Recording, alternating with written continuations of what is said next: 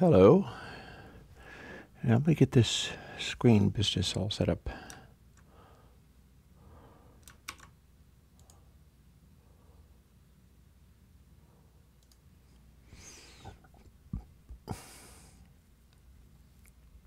I'm going to want to go on here and pop out the chat so that we can include that.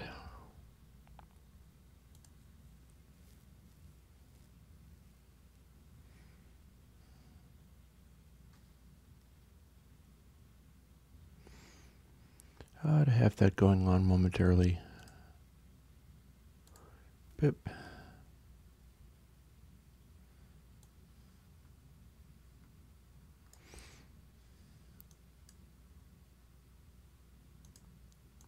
And it'll look kind of like that. And actually I might as well go to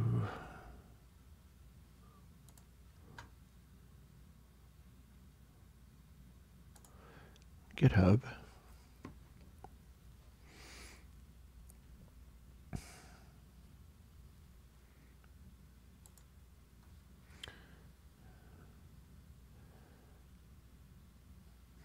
Let me see here.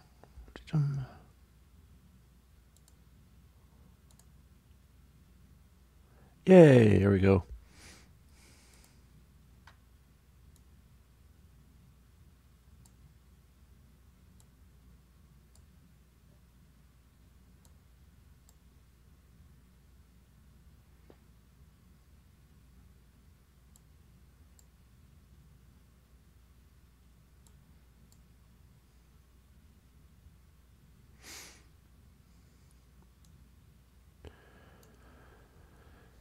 Okay, here is our situation coming together, and here we are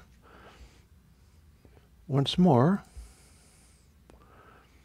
doing our live streaming thing, because it's Monday and it's 11, and that means everyone does live stream. Hey Bo, how's it going? I am all set with paper and notes and some show and tell. I can show you some of the things I'm doing today. And some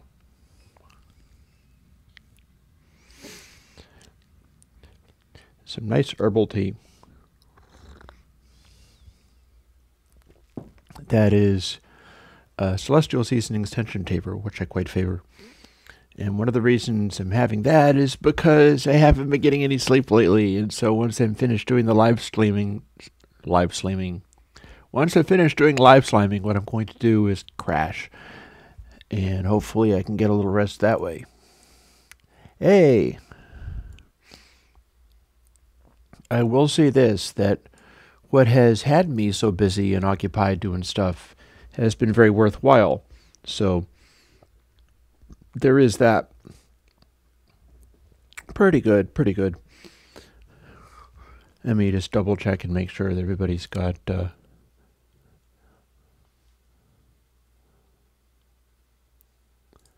going on. Yep, hey Marcelo. I do have my window capture thing is not quite what it should be. Here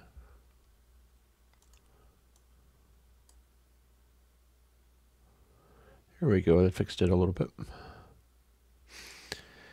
I always have this thing with the window where it's like the aspect ratio is kind of strange, and I'm never quite sure what to do about that, but not a problem.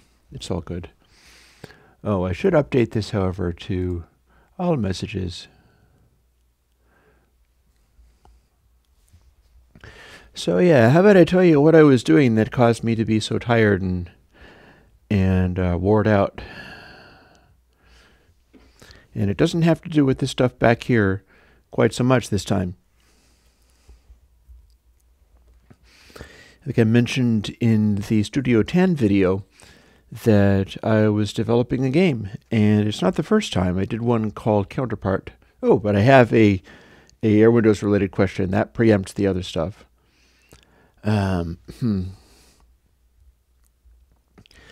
You know, back in the day, I was using bright ambience, and that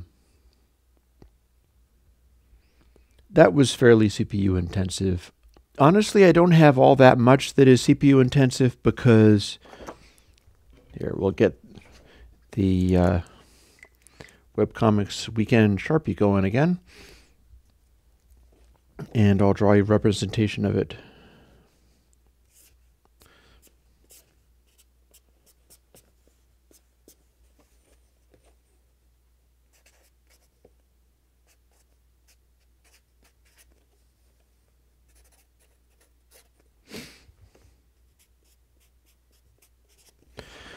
So if I am writing code on plugins, and I should probably get a different Sharpie because this is kind of whiffy. And oh, there's something else I've forgotten something. Just a moment. I was going to remember this, and I totally didn't. Whoop. I have lights specifically for the purpose of making the video better, and then I keep forgetting to turn it on.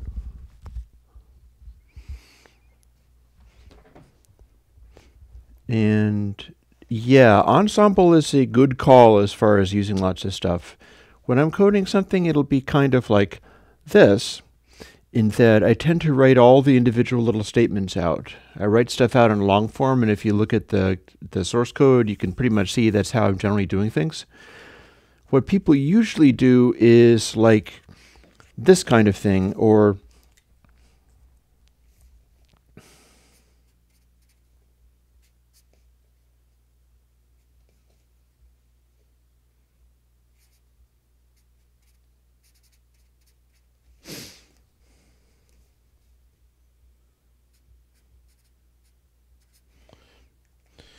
just kind of silly stuff like, you know, do this, and for x equals 0 to more, then do more, and then do this, and they boil it down, and what they've got is this and some other thing, and they're just asking to do this repeatedly since it takes very few characters. It seems as if it's not that big of a deal, but normally the way people program things causes many more CPU munching cycles to happen. And it's just one of the reasons I tend to write stuff out in longhand so much, is I feel I get a better sense of how much I'm eating out of the computer versus just going like, okay, first define this as that, and then do this a couple of thousand times, and so on. You frame it in a way that seems very easy, and it's easy to look at, but it might eat the computer a whole bunch. Hey, surfing is my thing. That, I should make a plugin called The Wiggles, and then that would be a relevant context.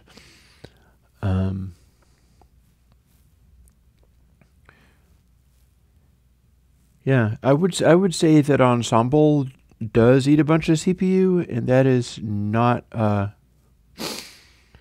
incorrect assumption. So, FabFilter Q3. You know something? I don't really do brick wall plugins. I typically do not do that kind of stuff, and that's not to say that I won't maybe someday do it. Particularly, I have an idea for something that I haven't gotten to really do that much of yet. But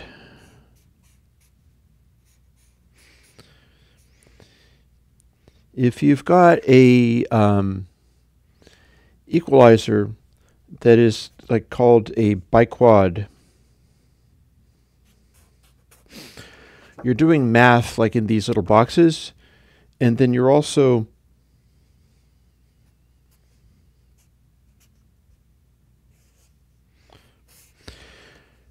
taking the stuff that comes in. Don't be sorry. You can ask me anything.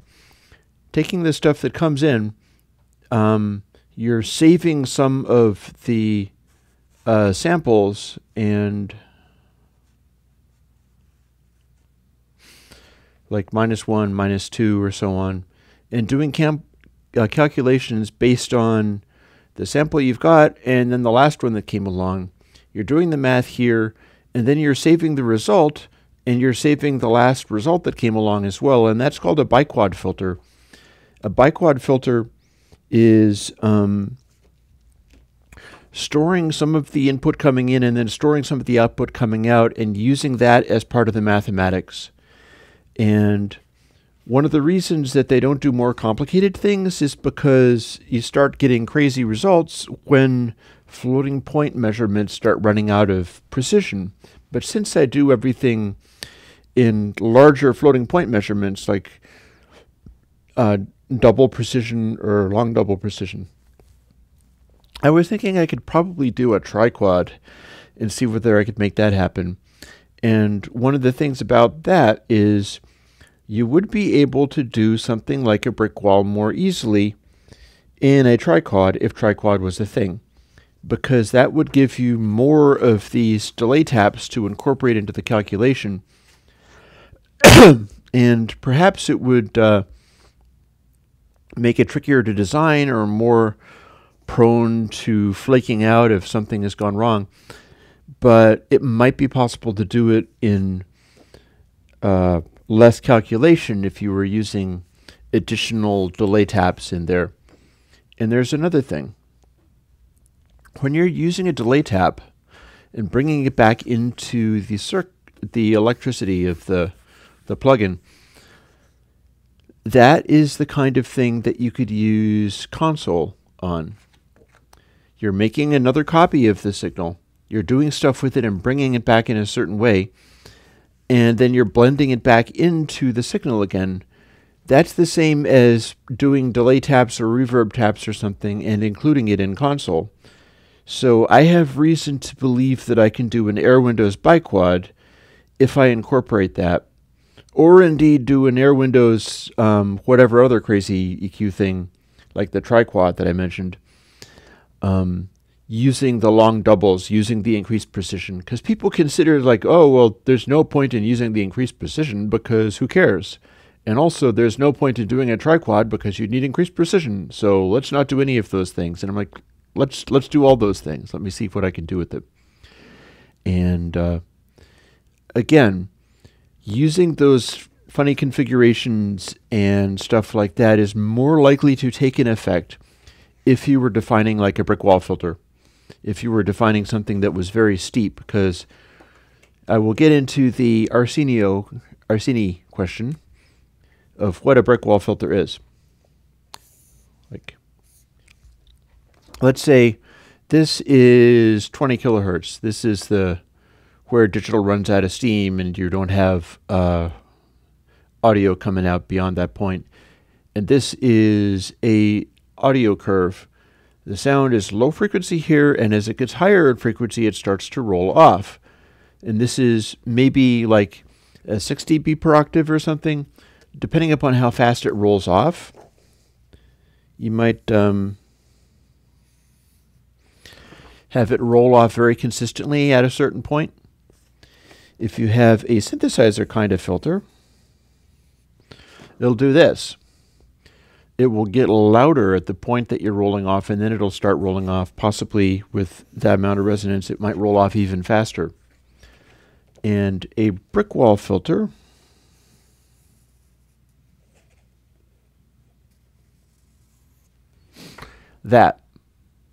it goes right up to the frequency point. There's no resonance, but then it's instantly gone as soon as you reach that point. And there's two things about a brick wall filter. One of them is it's hard to make. Like, digital audio needs to make these in order to be able to reproduce audio with the Nyquist sampling theorem. Is you're given information and you're producing an output wave that can contain information all the way up to here, but then it stops. And the other thing about it is it takes a bunch of extra overprocessing to generate a curve that steep. You have to do a lot more calculating. It's not simple. Like a slow, mellow curve is simple, or certain angles are simple. In some cases, maybe the even slower ones is less simple than that. And as the curve gets more and more complicated with the EQ, then the amount of processing that you've got to do gets more complicated as well.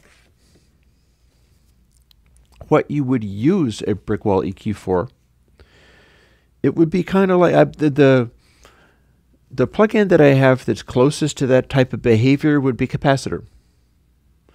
Capacitor's got a couple of stages of filtering, and because of the way that it's arranged, it sounds like a fairly sharp cutoff. It sounds a little synthesizer-y. Another thing that you can do besides being in the sampling theory and making CD players or whatever, if you have heard the,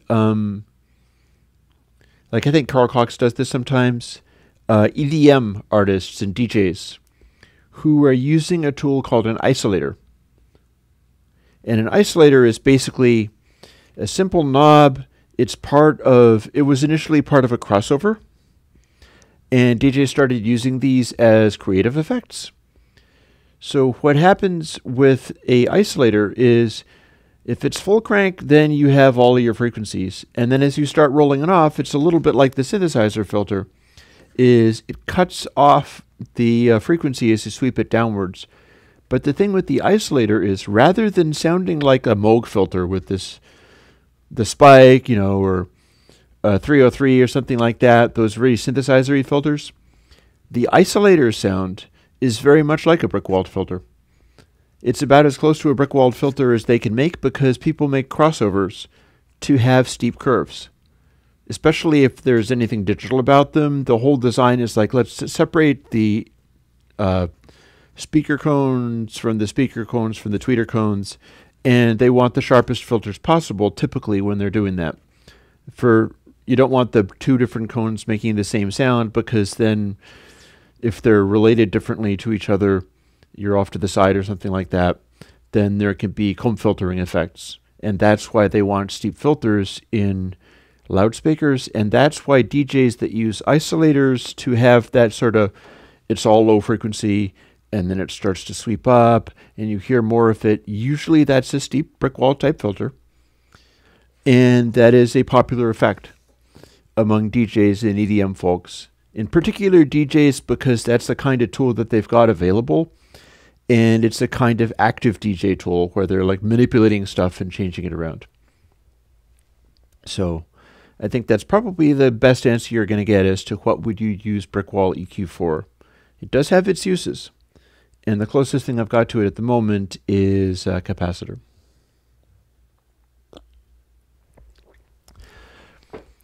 Now, Heavy Metal Mixer, you've got a question, and actually I did not see the question. Why is it that the new Not Just Another Dither doesn't have the DC offset?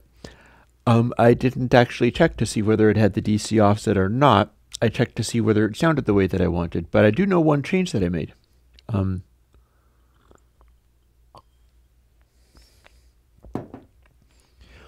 In the new Not Just Another Dither, it's storing its information. Like, let me use an extra place of this paper. Excuse me. And to make sure I don't get sick, I'll do my best. So this is how Not Just Another Dither works in a sense. Suppose you've got these, and they are bins where you store something in, kind of like variables or whatever. You can call them an array. They're just a list of these things that you can have. And you can have like this much stored in the top one, and hey Tony, this much stored in the next one, and you're keeping a list of what's being stored in various places.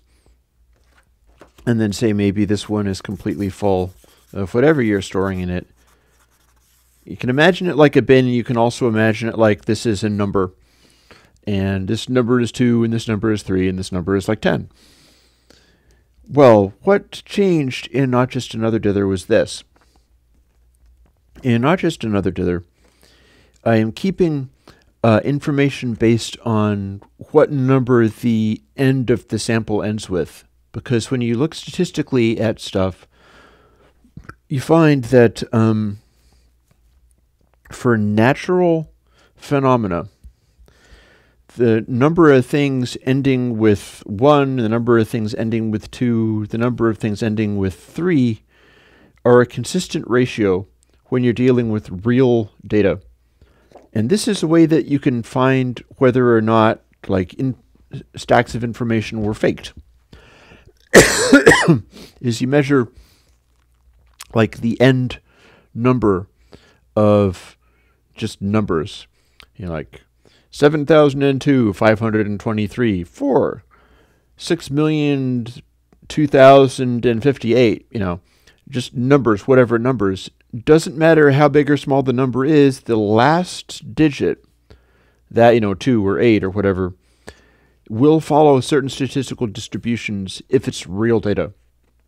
And this is what Not Just Another Dither does, is it's keeping the audio, it's tracking the audio and coming up with a final number. And it's doing the decision of whether to round up or down as to which one is going to cause these bins of what the last number was to be most evenly distributed. It's as in it's closest to what the desirable distribution is. It's going to pick the one that will theoretically make it seem more like natural data. And this is a somewhat arbitrary thing to do, but it does work. What changed with the new Not Just Another Dither versus the old one is this. The old one stored all this stuff up, and then it kept going around and multiplying it all by 0.999 or whatever. It would just scale everything back steadily. The new one is keeping track of all these things, and it's waiting until one of the bins reaches, I think the number was 982. It's a fairly high number. And when it does that, it cuts all of the bins back by like 0.9 and keeps going. So what's happening is it's scaling the bins back less than the previous version did. And the way that I decided upon this 982 number was as follows. I would set it up and I put it on a slider so that I could adjust it. And then started listening to the noise floor of test audio running through this whole thing and manipulating the slider so that I could hear what various numbers were doing. And I found that when I had it cutting back much more aggressively, much more quickly, I got that high-frequency hiss sound like the previous Not Just Another Dither. But then when I loosened it up, I started getting a more low-frequency rumbling, and the high-frequency hiss sound pretty much went away. So what I did was I balanced it out so that the high-frequency hiss still wasn't really happening, but the low-frequency rumble wasn't predominating, and that ended up being the magic number of 982 or whatever that I settled on. So this is sometimes how I develop stuff, is I'll get a way of manipulating the internal calculation that I'm using, and then I need to come up with a way of listening to what it does to the sound and identifying something. Like, I didn't know that keeping these bins and scaling them back would cause a noise that could be either high frequency or down to a lower rumbly frequency that could kind of interfere. I did not know that it would make that happen, but when I put it on a control and started manipulating it, I was like, oh, this changed the sound of that. If I can change it between these extremes, what actually sounds best? Hey, David. And that is where the new version of Not Just Another Dither came from, is getting it going like that, knowing that the Ditherbox version and the standalone version are slightly different also, and going, fine, if it's going to be different from the smallest changes, and I don't even know what caused, I tried to make the Ditherbox Dither and the standalone Not Just Another Dither be identical. For whatever reason, it did not want to do that. It wanted them to be a little different, and so they ended up being a little different. And I'm like, well, if it's going to be a little different, let's do an optimal one and see what I can improve. And I managed to take away that sort of high-frequency airiness going on, have it be a little bit more transparent on that basis. I have a question from Dominic. Can I ask, do you use many third-party coding frameworks or libraries, or to program everything natively? Tough question. Natively. It's fairly obvious. People who know me are like, yeah, you roll everything yourself. And there's some reasons for that. And one of the reasons is that when I do run across third-party frameworks, Like a really great example for plugins is Juice. If you can handle Juice, you can do GUI programs, plugins that ship on a bunch of different platforms, and you can generate a bunch of different plugin formats out of Juice. The trouble is, when I approach Juice, I find it daunting and crazily complicated, and I can't understand what the heck it's doing. Oh, Bo, I'm sorry to tell you. My cat died last year, around the same time that my mom, and sometime before my dad died this year, so there is no cat, I'm afraid. She did not die of any kind of disaster or terrible accident per se. She was very, very old. And she got so old that it was getting around the time of going like, we better take you to the vet. And she didn't really want to go to the vet, so it didn't happen. And then one night she was basically just conked out in the middle of the night when no vets were open. So realizing that that was happening, I basically I took her to bed and cuddled her and kept her warm because it was kind of chilly, and that was how she passed. So that was harder on me, but then, apart from the fact that a dying cat is going to want to sneak off somewhere by themselves, so there was a certain amount of that, but I did not actually want her to be off in some cold private place, and so she didn't get her way in that one. Instead, she got cuddled as she went through that process. So that was something I was able to do on the compassionate side of things, and it makes it easier, honestly. It makes it easier when you're able to be there for somebody or something through the challenging parts that you didn't have to get away from them or something. Anyways, back into the questions, other kinds of questions. Yeah, I have looked at Juice and I can't figure it out. It doesn't make any sense to me. And it's also, there's so much to it that there are a lot of third-party libraries and things like that where I find them kind of overwhelming, or they're all convoluted. And like with the diagrams of this is how I program things, lots of lines of code, versus people who are doing stuff that calls stuff, you wind up with, this is a whole file over here, and then this is a whole file over here.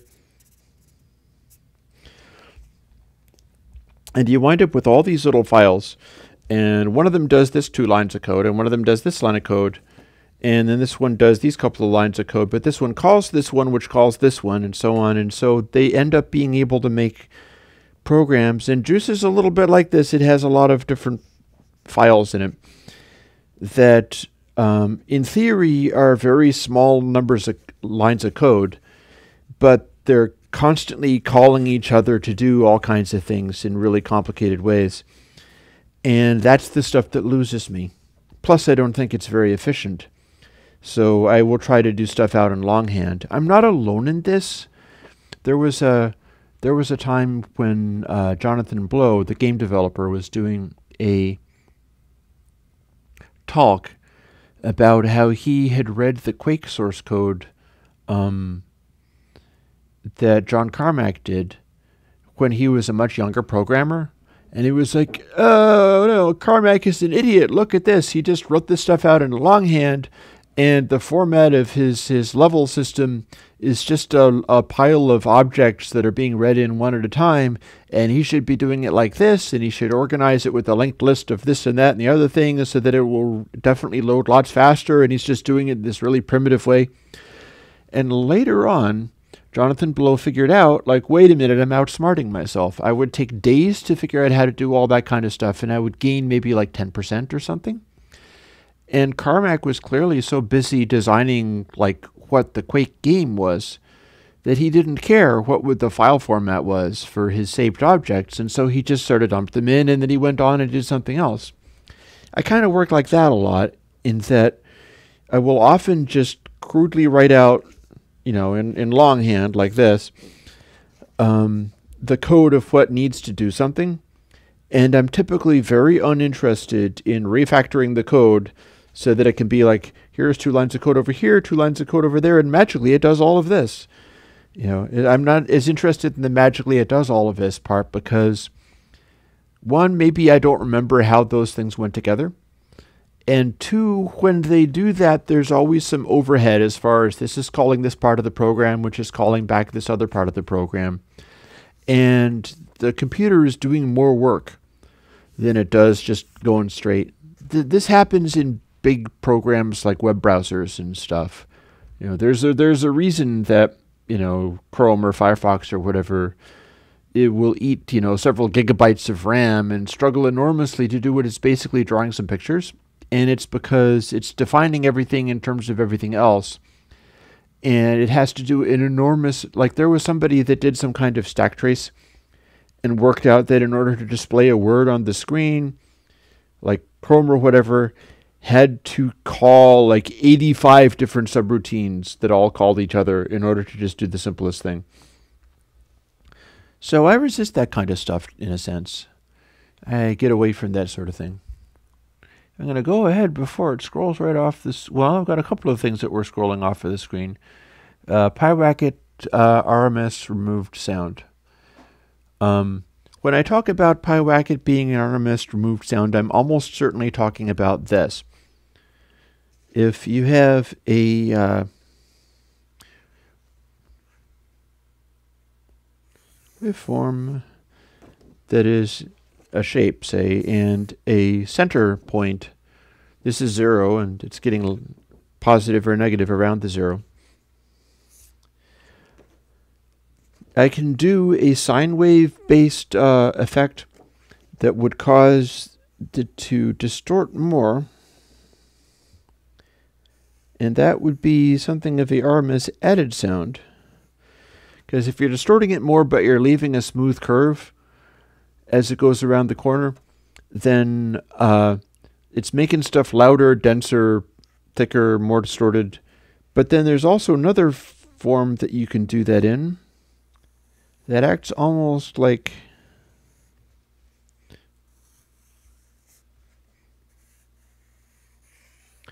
this. It's not quite the inverse of this one, because there is the inverse of sine is arcsine. But there is a thing that I was doing, a form of cosine actually, that was kind of making the opposite shape. And when you do that, you wind up with the spikiness of the sound being retained, but then it falls away very quickly. I'm not on Twitch currently. I found that nobody was actually following the Twitch because they don't have a gamer crowd, and it was all on YouTube, so I just moved over there. I did not have anybody particularly interested in following what I did on Twitch, so I just basically gave up. So the RMS removed sound is like what PyWacket does to attenuate stuff. Rather than just turning everything down, it turns stuff down where the quiet parts of the sound get turned down far more, and then the loud parts of the sound, depending upon just how loud they are, will still get through. And that means that when you feed a waveform like this into PyWacket, you get this out for the super turned down side of things. And when that's happening, as stuff goes quiet, it means that when your loud transients come through, the initial effect is a loud transient is unaffected, and then as it keeps turning it down, if the transient is still loud, that part's being retained and kept loud. So there's less distortion of the transients in PyWacket than you'd normally get from anything else. Now let me continue peeking up and seeing if I missed anything. Okay, I think the last one was subtle analogizer. My favorite subtle analogizer is using analog, but in terms of plugins, honestly, I think my favorite subtle analogizer for plugins would be Purist Console, just because it's completely reversible. Like if you have a single channel going on and it's got Purist Console channel, and then the bus has Purist Console bus, and they're at exactly unity gain as they're supposed to be, and you have only one sound going through the system, the sound will come out bit identical. There should be no change in it whatsoever. The only change that happens with Purist Console is when multiple signals are affecting each other. And that's why it's a subtle analogizer, is that anything that's happening that is not being mixed is so subtle that there's no change at all. And the only change is the console algorithm taking effect.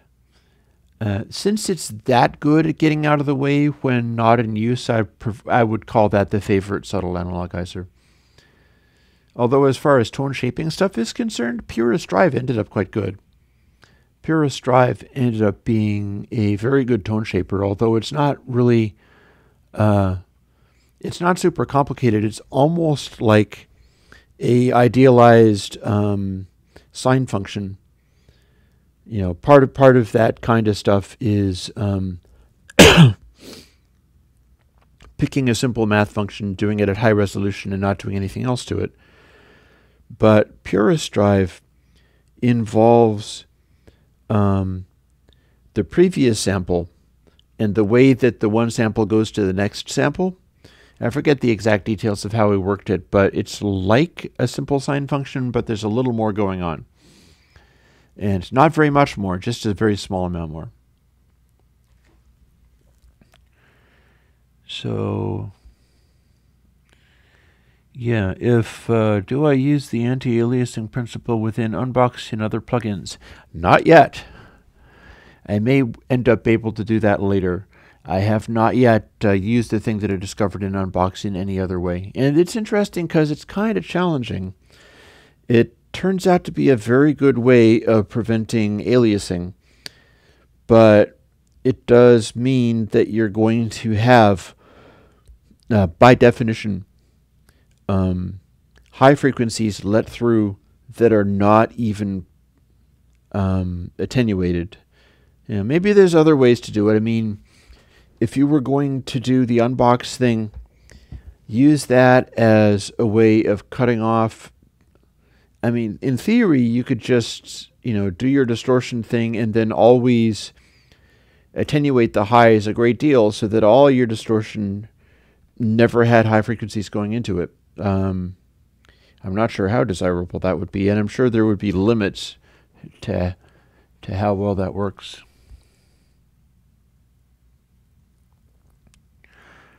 Tony, I'm not quite sure what you mean about feeding plugins into analog gear. I mean, I like my analog gear, such as it is, but I haven't really been combining them very much. What I do with the analog gear is I capture it at 24-bit, capture it at 2496, and then the plugin side of things is probably going to be word length reduction and just getting it down to CD quality or whatever.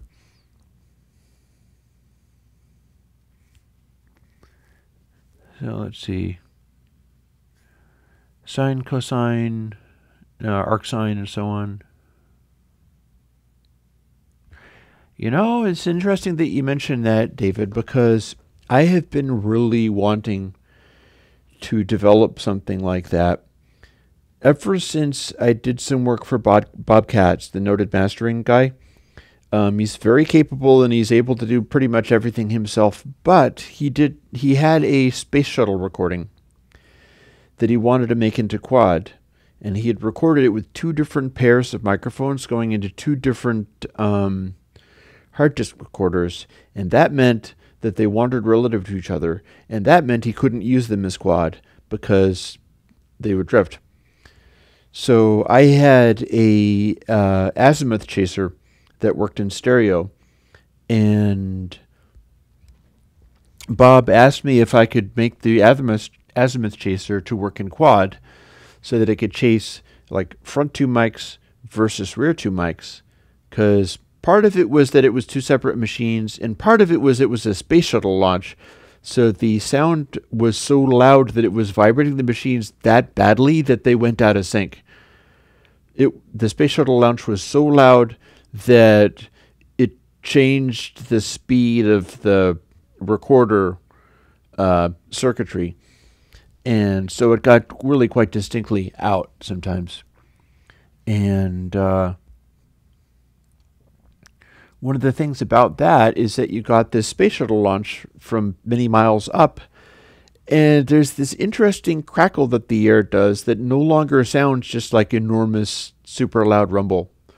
Like, it doesn't sound like thunder. It doesn't sound like a close-up rocket takeoff. It starts going very, very far away, and then, because of the speed of sound at different frequencies, and whether it's being compressed or rarefacted,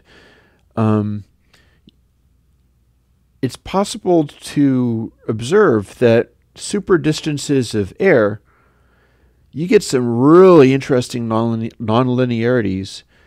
And I am certain that if you modeled those, you would get amazing sound mixing of a sort that you couldn't necessarily get out of even electricity. Analog mixing is all well and good, but imagine like digital mixing that, rather than just using the raw math, did the digital mixing with a really accurate model of the atmosphere.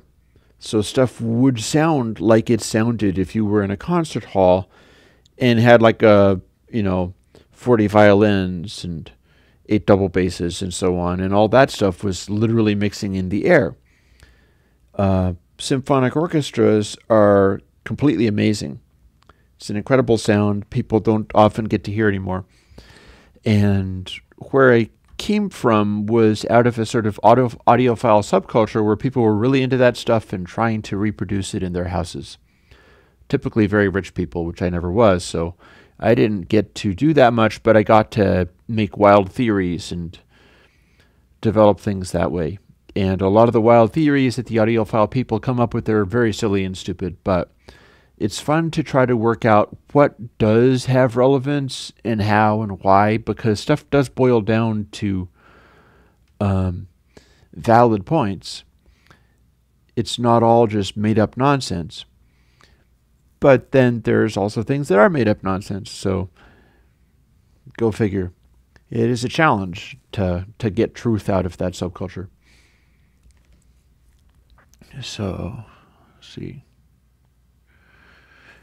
Hints on compressors. I know stuff about using compressors, but I'm not really quite sure what hints you mean. So I'll keep an eye out for more detailed questions having to do with compressors. As far as distortion on lower frequencies, compression on higher ones, it's not as simple as that. Like, I think as you compress air, it causes the speed that sound travels through air to change. So you get these shockwave effects, and it makes, like in the space shuttle launch stuff, it makes the edges of the low frequencies thunder waves compress into a funny shockwave effect that sounds like a crackle. And I've studied that, and I've looked at it in waveforms, and I tried to figure out what caused it and how I could make that happen. And so far, I haven't had great results, but I'm never giving up. So I will eventually figure that stuff out, and I'll have to call it something different than atmosphere because I've already used atmosphere. And Gamma is mentioning Nyquist-Shannon theorem, which is good to know about. And you are absolutely correct as far as human hearing is concerned. If you were doing a reconstruction and needed to have accurate frequencies, like up to 192K or whatever, you would need the steep low pass, and the system would still generate with it. Yeah, I did experiment with that kind of stuff too.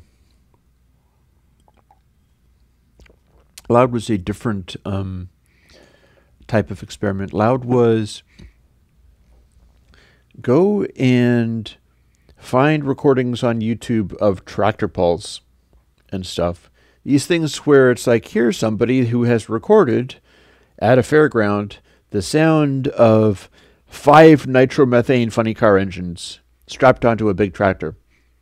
And half the time it's like, okay, let's watch it go 50 feet, dragging 1 million tons, and then explode. But the sounds of all of those funny car engines with just straight exhaust pipes all at the same time would create waveforms that you can study, where you'd look at it and go, how fast is that moving? At what areas of the sound, assuming that the microphone is even remotely holding together, what areas of the sound are able to sustain what kind of angles and slews and stuff? And I found with loud that studying these tractor pull competition recordings, that where the sound was and what direction it was going put limits on how fast it could change. Like, it could change so and, thus fast coming from this direction or going to there. And there were some variations in the limits of this based on where it was in the waveform. So loud is essentially a non-linear amplitude and slew clipper. Loud is just applying what I was trying to learn from those studyings of the tractor pulse. And I'm not sure how accurate it is.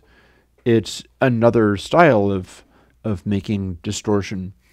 And that's the kind of stuff I'm into, is figuring out, like, how can I change the distortion? Like, if you have a distortion model that's how air behaves with 5 funny car engines strapped to a tractor, and then you take that same thing and apply it to your snare drum hit, as if, like Gamma 1734 just said, you turned up the snare hit digitally and pretend that it is the sound of a infinitely loud thing, and then apply the waveform to it, and what you're hearing is supposedly your original sound as if it was being played back that loud in air. And yeah, exactly. That's the interesting part of it, is that with those kinds of recordings, you might not have any specifics as to what does what, but you can look at the end result, and at every point, if it's a half-decent recording, you're getting a picture of what air is capable of doing. It's probably so loud that the air is just being tortured, and that's all the air can do.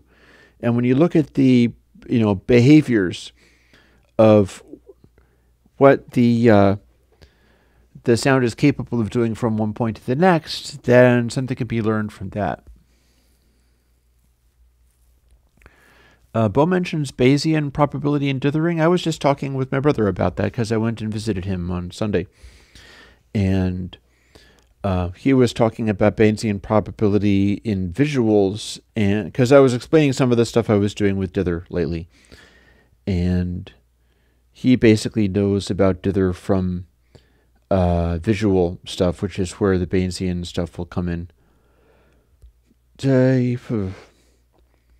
He did mention this, that if you're using Bayesian probability, then you're probably going to see visual patterns, and it's very easy to pick up audio patterns when you're dithering to audio, which is why people were more likely to fall back on noise-based stuff that's not nearly as algorithmic as all that. The better noise, the better the dither for audio purposes.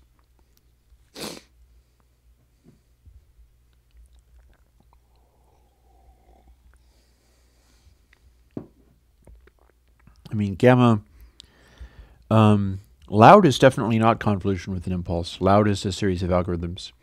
I'm not sure what else would be. And David, I think, is mentioning... Oh, that's where you were referring to. I think, David, you must be my friend who's like, oh no, all the other DSP people are eclipsing you all of a sudden, and I'll believe that when I see it. But, yeah, spatial atmospheric modelings and plugins. Essentially, with that kind of stuff, I'd want to see the results. I think it's great if people are able to talk up a good game, but anybody who is working in the plugin industry as an industry these days is almost required to talk as much nonsense as they can, and it has to sound really impressive. But at the end of the day, you want to know what the thing actually does, and sometimes it's also important to be able to implement the change that you're making rather efficiently and without a lot of other arbitrary calculation that gets in the way. So yeah, spatial atmospheric modeling is super interesting to me, and I have not completed doing my experimenting with it.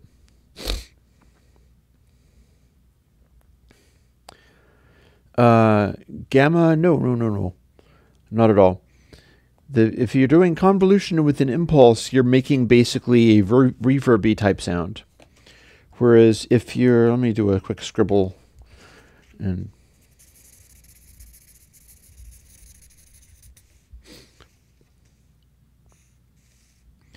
so suppose this is a waveform. It's a really horrible looking waveform. One of the things this waveform does is go backwards and forwards in time here. So that doesn't actually make a lot of sense. Oh, and I actually joined the Snake Oil Studio guy's Patreon.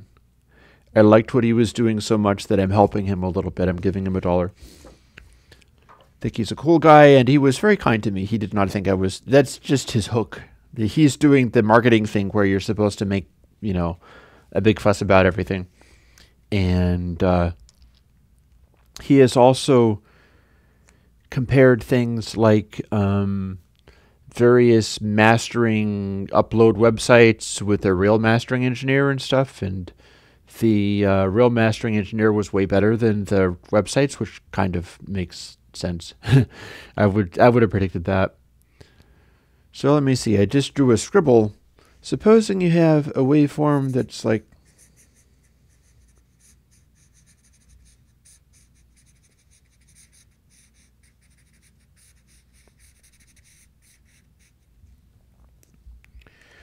your waveform looks like this. What can you say about it? You can say one thing, which is, as you're going along the waveform, and suppose we're going to go from this to here, it goes to places and then starts slowly rising, and the slew rate of it being able to go up is limited, and then it'll go suddenly down again. And this is part of the scribble where it's a little rough. And it's going up and down, and then all of a sudden we're able to rapidly go down again, and then we start slowly coming up. And then we're going over here, and then rapidly go down again, and then start slowly coming up. Actual audio data from things like the Space Shuttle launch includes stuff like this. Then you got this, and it going down abruptly, and it goes down again, and then slowly comes up. You start doing that, you start working out algorithms like, how can I make it so that the waveform can go down as fast as it wants, but then as it starts to bounce back, I'm limiting the speed of it. If I can make a waveform behave like this out of just applying math to it, applying limitations to how fast it can come back, then I'll be generating a similar behavior, even if it's more like, you know, this following rule produces this result.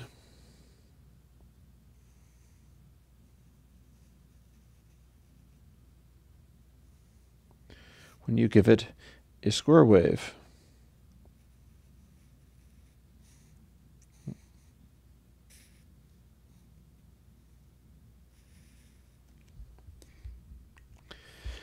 So if you do the speed limiting thing, as seen in the Space Shuttle launch or whatever is causing this result, you apply it to a square wave, and one of my, I have a heckler, possibly more than one heckler, but I have one very dedicated heckler at the moment, and he got really mad at me mentioning square waves, so I'll just mention it again.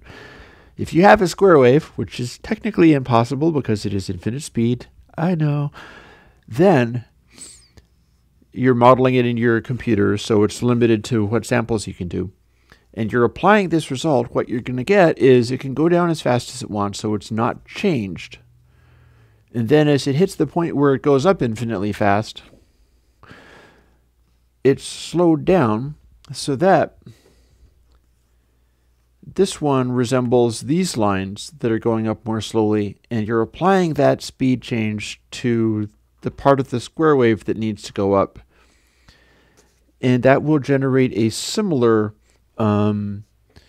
it'll change the sound of things, and it may cause the square wave to be more similar to the Space Shuttle launch recording.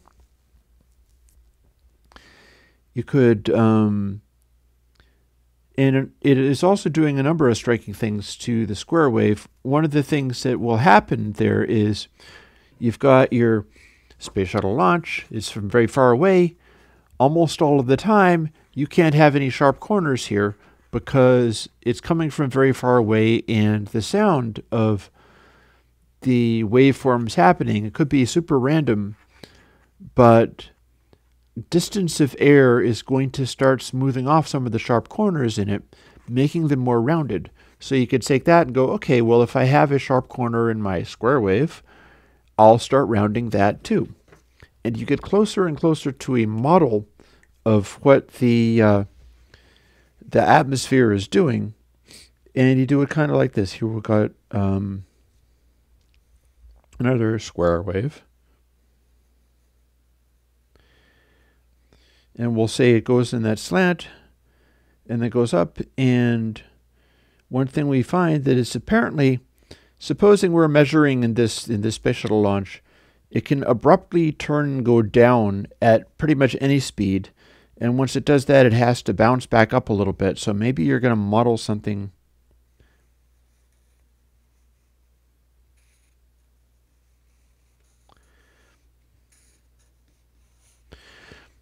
kind of like this. If what the shuttle launch is doing is applying some of these features, like you can go down as far as you want and it's going to stop abruptly and bounce back and then start rising at a slower rate, you can take the square wave that you're using and say, okay, we can't make any sharp corners except under these conditions. If I suddenly have to go down really fast, I can make a sharp corner there because it's present in this data. And then if it goes down that much, it will go down so far that it bounces off the bottom a little bit and then starts rising more slowly again. And you apply that stuff to the input data that you've got and end up making it more like a, more like a space shuttle launch, really. More like a, and here's the thing, Chris. Chris asks, are high and low frequencies able to have those sudden jumps in nature? Probably not. Because what we're talking about is acoustic phenomena that could be quite complicated. And like the sharpness of this is a high frequency. But the size underneath the waveform is a low frequency. And the more time elapses between this point and this point, the more this is a low frequency. You know, the low frequency is just a factor of time related to what's happening in the waveform. And because it's air, it may be completely impossible to just reproduce this at a higher speed rate, like make a rumbling rocket takeoff noise that's a much higher pitch and then just have it be the same thing only faster. Might never happen. It might cause entirely different results. And that's because the high frequencies of this can be generated by the difference in speed between higher harmonics or lower harmonics of the audio coming in over air. So the input data that was causing this miles away. I'll draw one more picture on that side of things.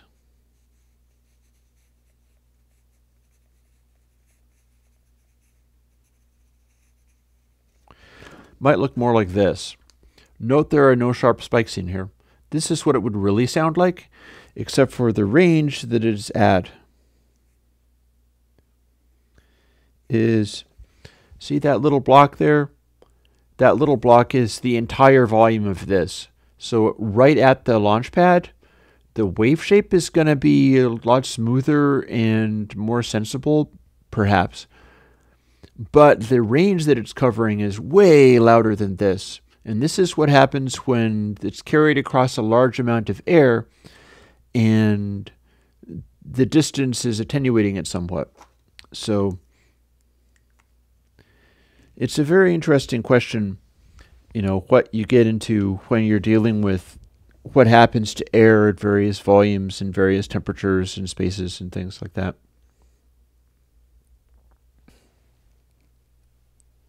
And yeah, you could calculate it in such a way that you try to make it less like the space shuttle launch, although applying weird nonlinearities like that, it's not necessarily that you can take them out. Like you might be applying the inverse of it, and it'll just be the same thing, only phase flipped.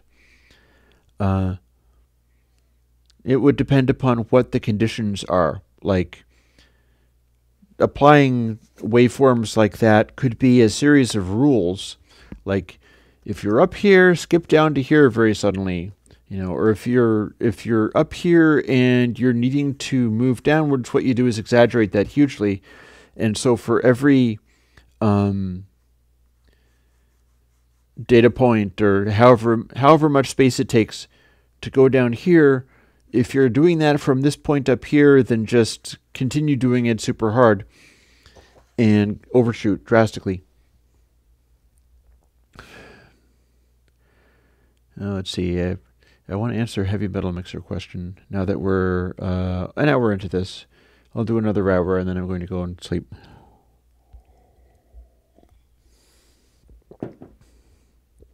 And I didn't even show you guys this. I'm about to. Between the different kinds of filters, what are my favorites?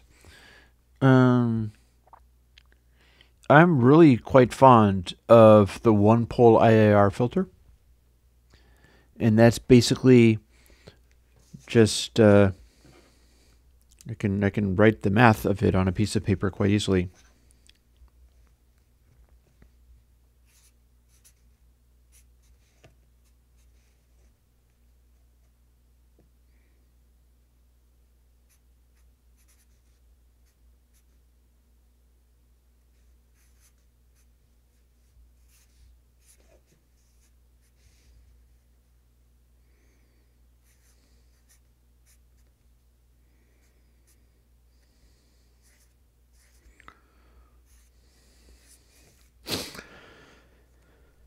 So this is a IIR filter.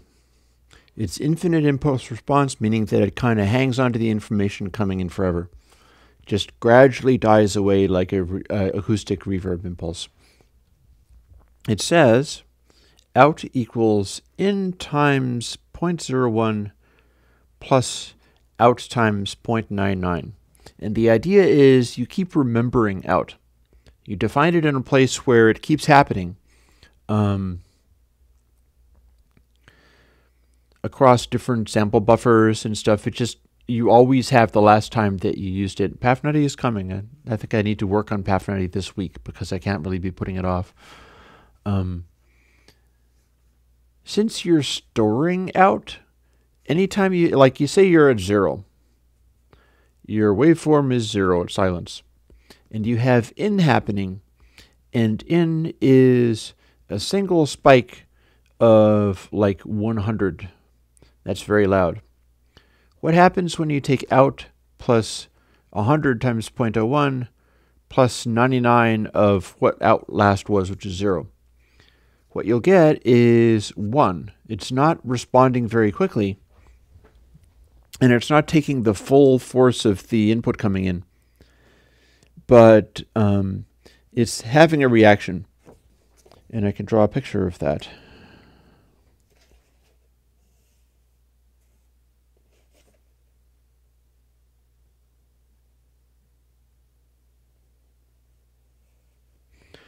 It looks a little bit like this. Zeros, and then you get a 1, boop. Or the 100 causes this much of an effect. And then as you have more zeros, it dies away again rather quickly. Now, if you had all zeros, and then the next thing you were hitting was all of a sudden all of the in is 1. And it just keeps on doing that. It goes from silence to a DC voltage. What you'll get is something like this.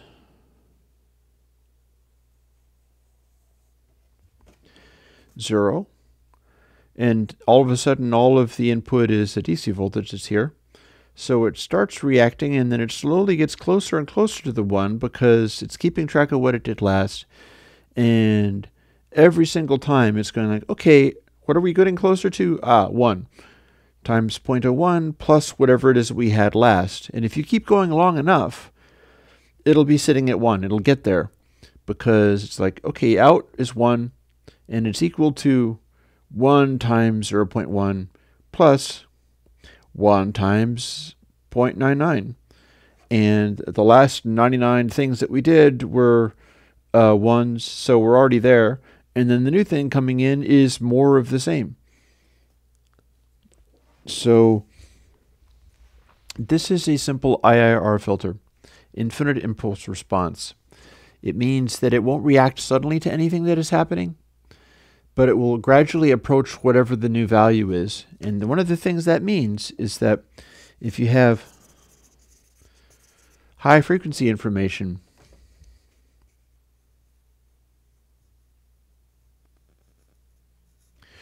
it'll tend to smooth that out. Then, if you take your information coming in and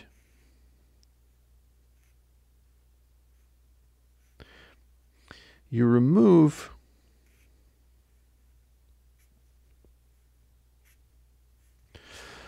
the low frequency stuff that you isolate out of this, you can take this noise or whatever is drawn here. You generate this by doing the IIR filter, making it a lower frequency bassy sound. You subtract that from what this was, and what you get is only the spiky stuff. Basically, what you're doing is kind of like this, and then you're making that go away from what the audio previously was, and that is a high-pass filter. And it's all with this very simple calculation of store something so that it can remember what it was last, and then include some of the new information coming in. And of course, it doesn't have to be 0.1. This is 1 out of 100 of new information. That's a fairly slow filter. Supposing you were doing half. You're doing in times 0.5 plus out times 0.5. Does that mean that, here is some more IIR follies.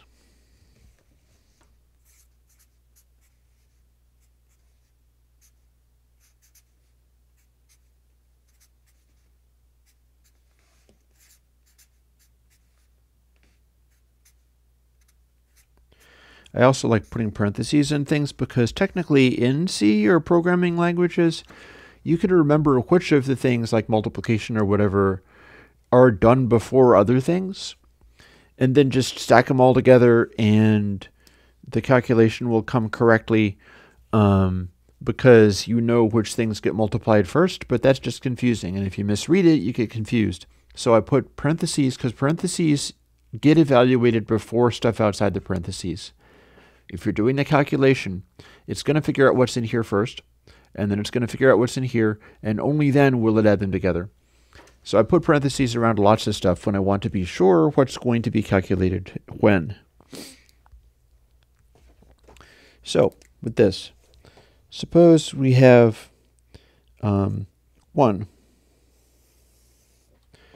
and here's our 0, and then we're going from 1 to nothing.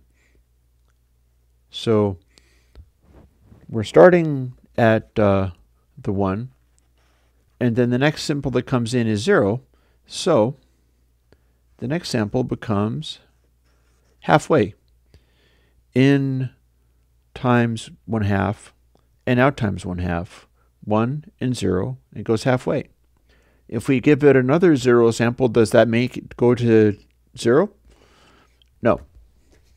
What that does is it goes halfway between the last one that you had and 0. We'll give it another 0. Does that reach 0 again? No. Because again, halfway. And we will be approximating this 0 point time after time without ever quite reaching it. Like if I'm using my long double mathematics, what will happen is it can go for ages and ages and ages without ever quite reaching that. And this will make a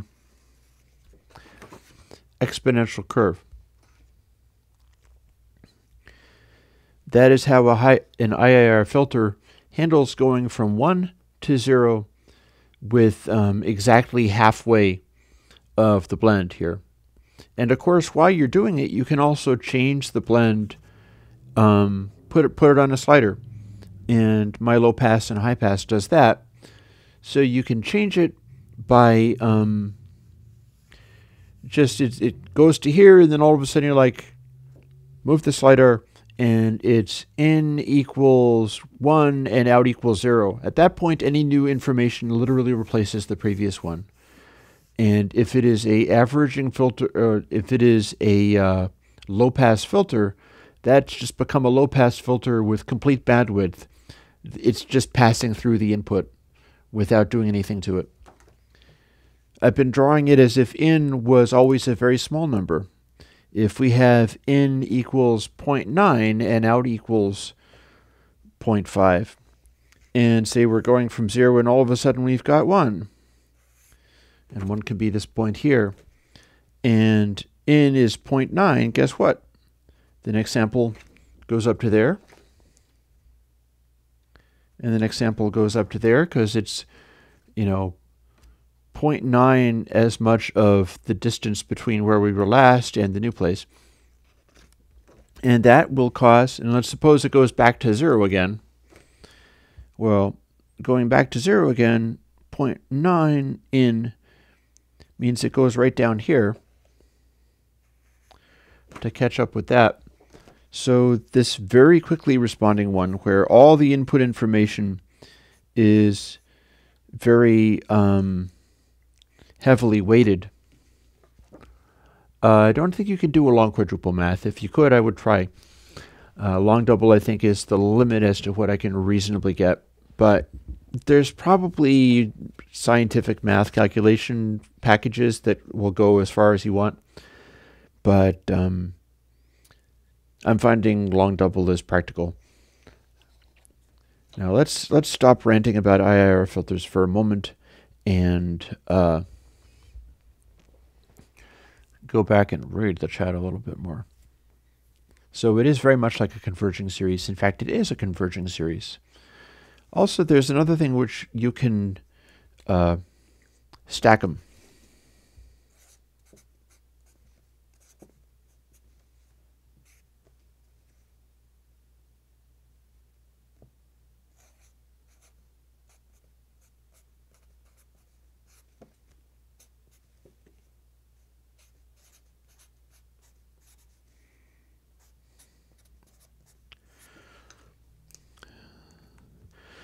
So I've just drawn a thing where I've got an IR filter. Out equals in plus half of the previous out.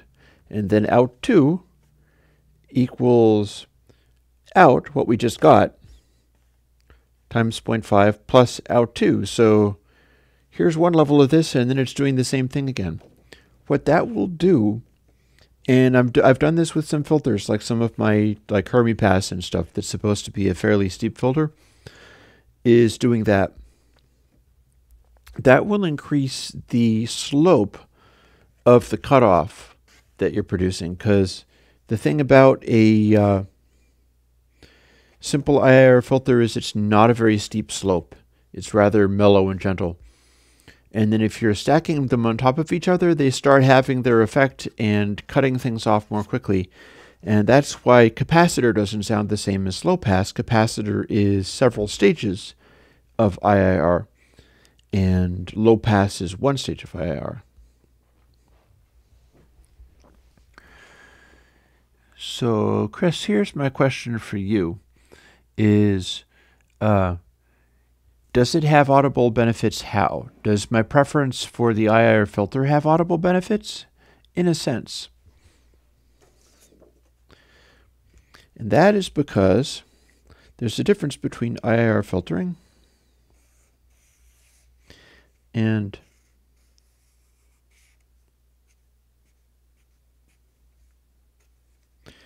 FIR filtering.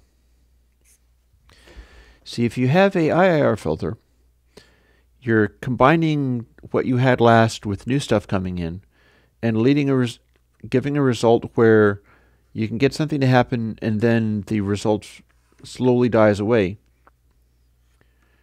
Whereas Oh, I can help you do that. If you're trying to make a moving average work, I'll tell you how that works. An FIR filter goes along, and it's like a little reverb impulse or whatever. It's a convolution kernel, meaning that any given thing, 1, 2, 3, 4, 5, 6. So that's 6 samples being applied compared to 0, which is here. And it's a moving average, so they're all the same. But for any given sample, what you're going to do is take it and the last 6 that it had, the last 6 of its history, and see whether they are like any given output sample. Let's see whether I can maybe make this make sense. So here's your output sample. So you use that. The volume of that is not 0. The volume of that is 1. Then you look at the last sample that you had, and the volume of that is 1. So you include it. Then you look at the last sample that you had, and the volume of that is 1. It's moving average. They're all the same. Then the last sample and so on. There are 6 of them. So you've just counted up the last 6 samples and added them to some sort of calculation. And so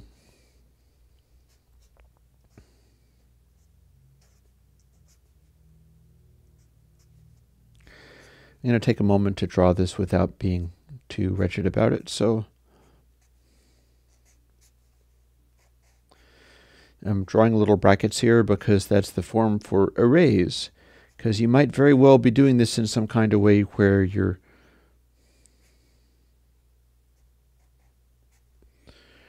drawing arrays.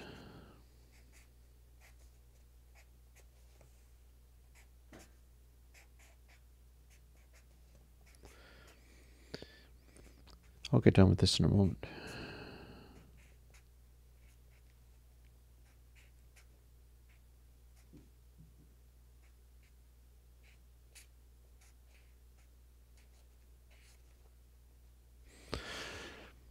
So you start with like sample 0, and you're calculating sample 0 plus sample 1 plus sample 2, if this is all at 1, plus sample 3 plus sample 4, and then the whole thing divided by 6.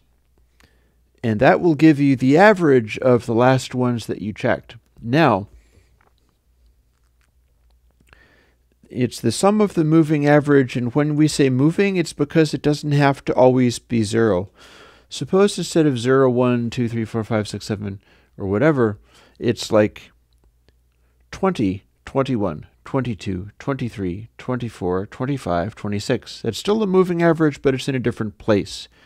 It's reading off the array and doing its calculations, but it will just sort of keep going. It's just presumably what Bo is trying to do, and I can get you working. I can get it working for you. Heavy metal mixer, that's not necessarily true.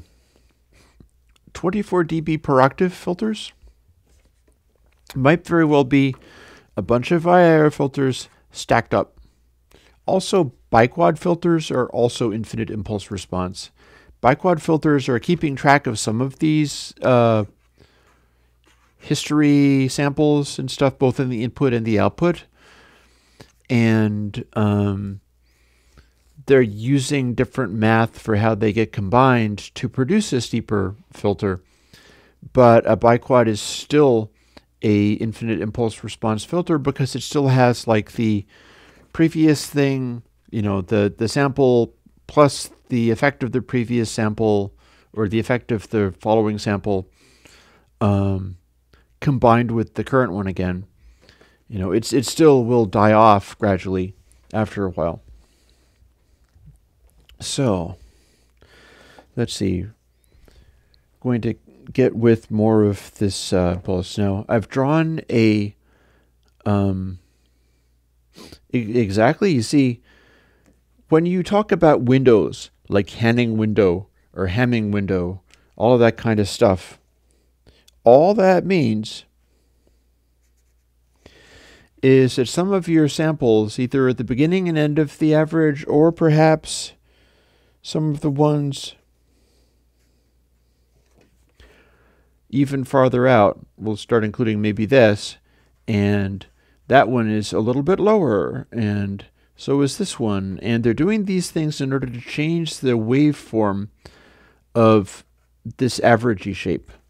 That's what windowing is the hemming and handing and all that kind of stuff, is weighting these different impulses so they're not just the rectangular window. I think the rectangular window has a name too, but I forget what it is. Now, if you're doing a convolution impulse that's like a reverb or something like that, what you'll do is you'll have like this.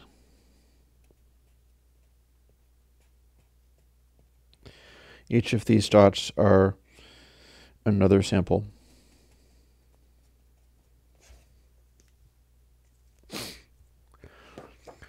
So we're still doing this window, but rather than going from 0 to 1 and then back again, going from 0 to 1 to like negative 1.2 to something else. And this is a sample of a noise, like an explosion or something. Starts out loud, it decays. If you take the same process of going like, okay, so here's the sample we're at, 1, 2, 3, 4, 5, 6, 7. Okay, on to the next sample, 2, 3, 4, 5, 6, 7, 8, and so on. 3, 4, 5, 6, 7, 8, 9. And you're just going through the list of samples, and you keep combining these ones that are immediately after the one that you're on, and combining them together and then dividing it so that it winds up being about the same level again. That's how this is done. You just have lots more samples this way.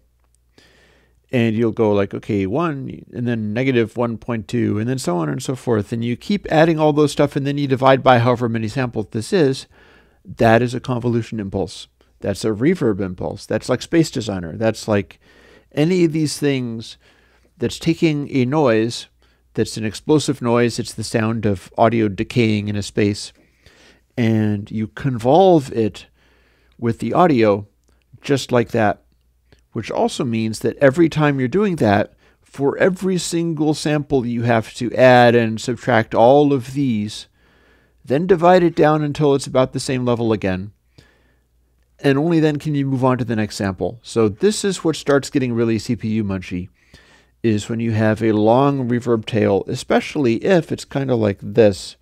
You don't have any real gating, so you got a bit of loud stuff here, and then it just dies away, and so much of this is just the end of the reverb tail. That is CPU devouring stuff, and you start getting into diminishing returns as this gets really, really quiet. That's why Space Designer and convolution reverb stuff and applying guitar cabinet impulses all works basically like this. Now here's an interesting thing to do with exactly that.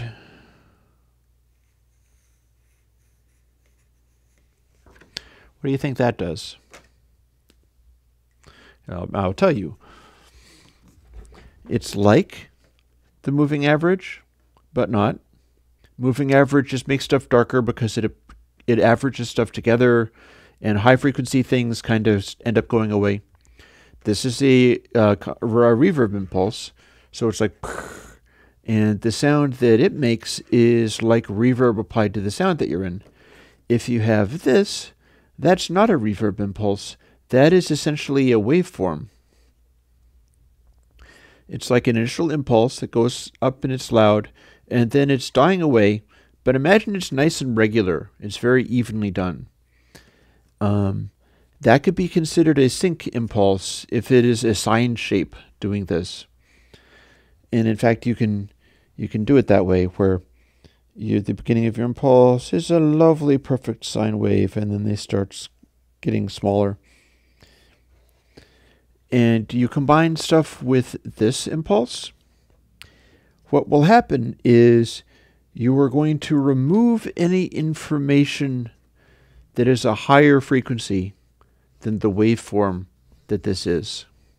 This is a brick wall filter applied as a technically finite impulse response, because if it goes this long, it's finite.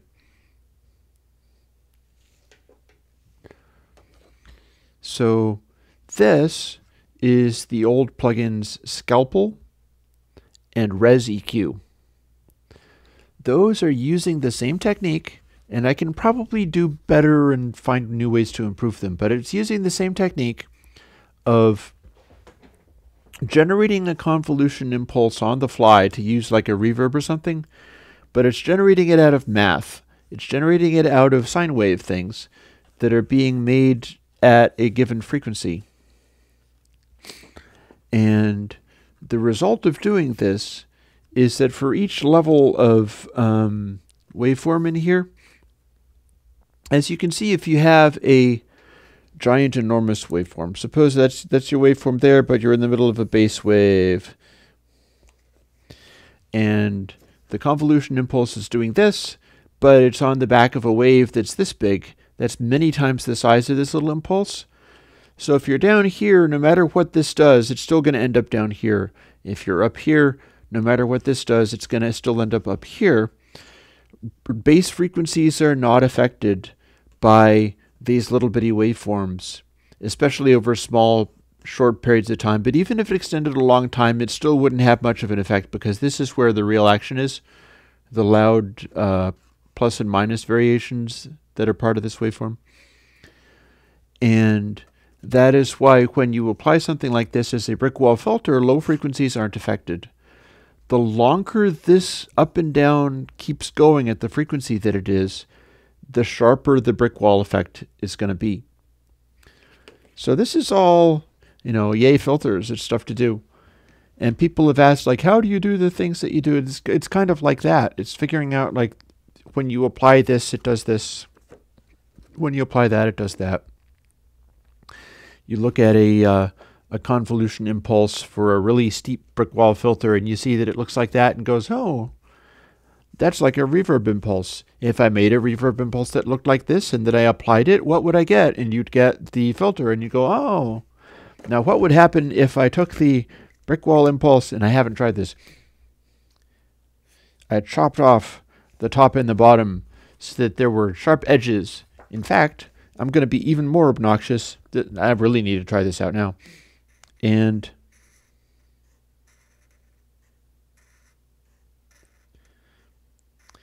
I am super, super obnoxious.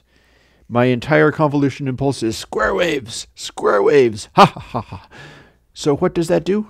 I haven't got the faintest idea, but now I have to try.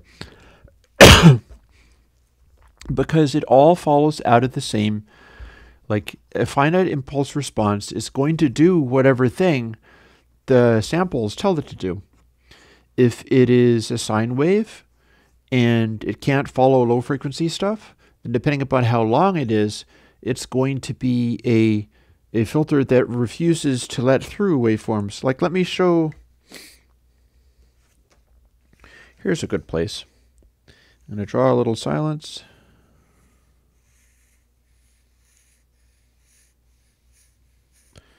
It's not a very good picture, but I'll draw an impulse. And we'll say this impulse starts here, and it's this frequency. It's not that well drawn, but it's a frequency. Suppose you've got a waveform coming in that's like this. And that's all positive, but you get the idea. What's going to happen as you convolve that with this? And one of the things that's going to happen is you're trying to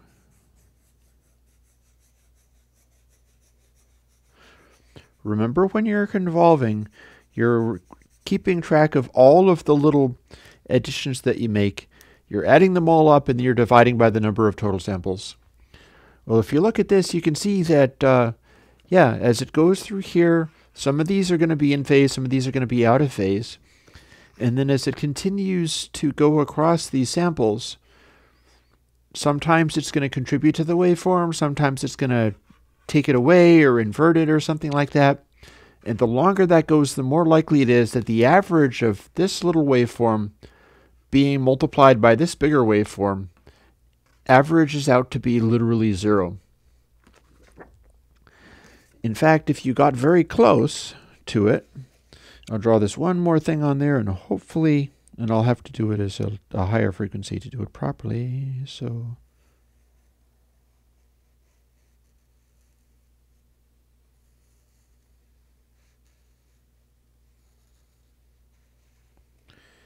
I'm not sure how well you're going to be able to see this, but I'll do my best.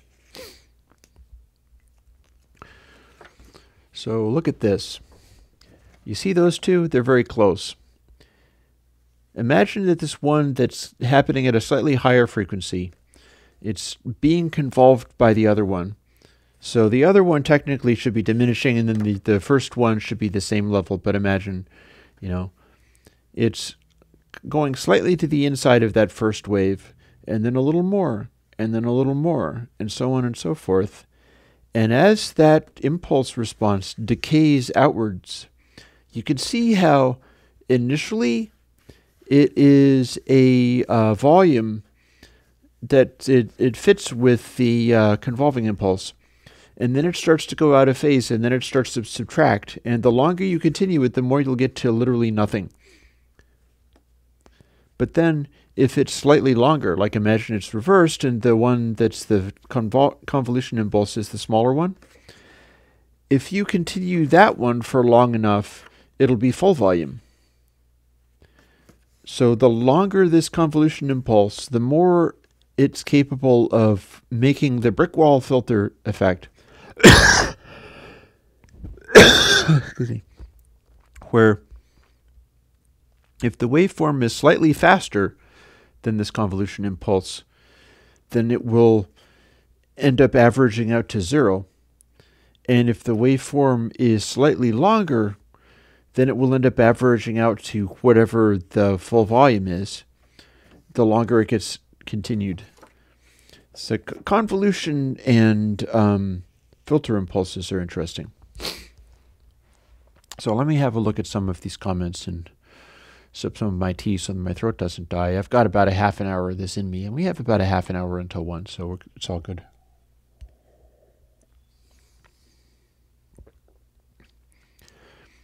IR wave files for something like simple dispersion. Well, a funny thing about acoustic dispersion is that it's already going to be a fairly long impulse. But yeah, it is very possible. It is very possible to have.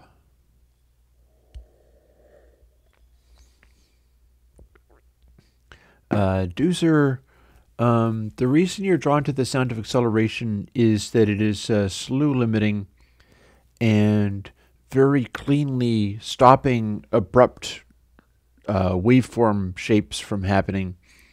It's getting rid of high frequencies, but it's doing it in a refined way. Acceleration is pretty good at not obviously rolling off lots of highs, but it's going to set a sharp limit on how loud those highs can get, so it'll tend to make stuff sound a little fuller and rounder without making it sound blatantly like it's taking all the highs away. That's probably why you're liking it.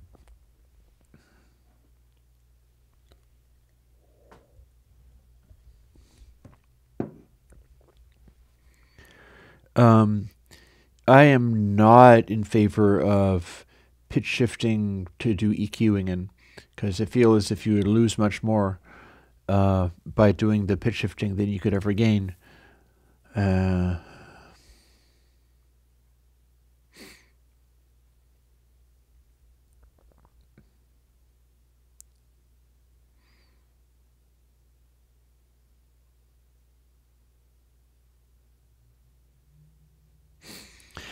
So we're getting very complicated.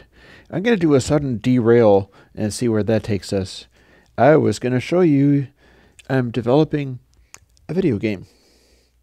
And what I've done is I have taken pieces of paper, and these are the game boards. They'll end up being roughly 1920 by 1080, so they're about like screen size. And you're controlling these little dots on the bottom of the screen with the keyboard. Arrow keys for move, and you can select different ones based on what letter you hit. So you may start with just A, you use the arrow keys, you steer it to the top of the screen, and you pass that level on to the next level. You maybe have A and B and C, and they start at the bottom of the screen, you make them go up. They bounce around a little bit, so if they bounce off of this stuff here, then it's possible to have it go like bouncing this, and then back and forth here, and then back down. So that's a little bit more challenging than the other one. Or we have very challenging ones where it's like you must get to the top of the screen, and all of these little areas are stuff bounces around and tends to just be forced back down. And I've been making all of these graphics, like, for instance, here's a pretty looking game field, and it looks like a little like sand and grass or something like that. And you're supposed to get through the top ones. It looks as if you can get out the side ones, but really you can't. And another thing I've done is put this on top of a very bright light and traced through the watercolor paper and drawn shadows, which I scanned in and applied as a light effect so that it looks like shadows affect the game pieces as they move around. And I've been just making lots of these little game screens.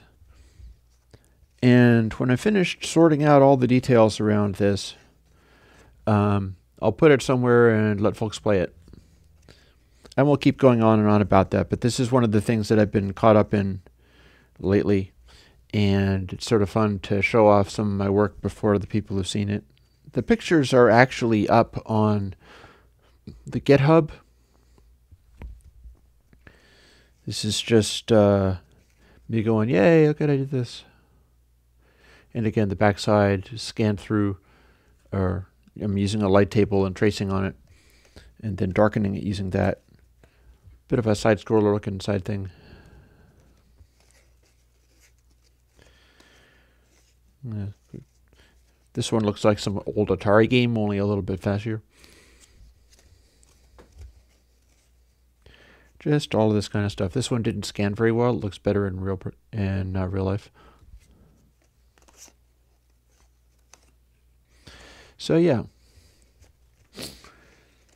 So I was doing a bunch of that the last couple of days, and I hope to bring that to fruition, and I'll probably post it in Air Windows, and I won't be able to do Gear Sluts or KVR posts about it because it's not a plugin. But yeah, oh hey, Gamma knows some of the stuff that I've done before, the Snowball Madness. It's the Minecraft thing.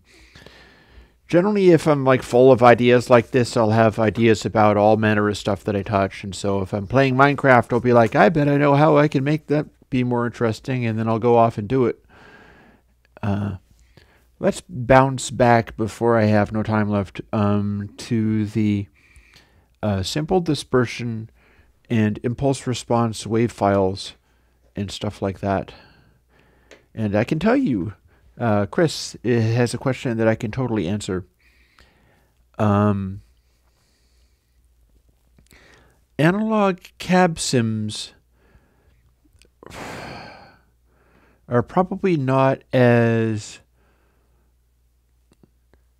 Impulse responses are capable of having like reverb impulses, and analog cab sims aren't as likely to be able to do that. But you can make a analog filter that acts like a resonator, and that will have some decay to it. Like you can make a analog filter that honks like a horn a little bit. It sustains.